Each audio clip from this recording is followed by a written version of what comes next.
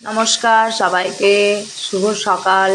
তো সকালের কাজকর্ম সেরে আমি এখানে রান্নার ঘরে চলে এসেছি। আজকে রান্না করব আলু ডাঁটা বেগুন দিয়ে মাছ দিয়ে ঝোল।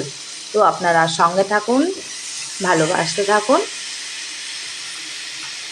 করতে চলেছি যেটা ডাঁটা দিয়ে আলু দিয়ে বেগুন দিয়ে আর মাছ দিয়ে একটা পাতলা ঝোল, গরমের দিনে খুবই ভালো লাগবে। তো প্রথমে কড়াইয়ের ওপরে 2-4টে কালো জিরে দিয়ে আলু ডাঁটাগুলো দিয়ে ভালো করে নাড়াচাড়া করে নিয়েছি, তারপর জল ঢেলে দিয়েছি। তো জলটা দেওয়ার পর জলটা ফুটে উঠলে বেগুনগুলো দিয়ে ঢাকা দিয়ে রেখেছি বেশ খানিকক্ষণ।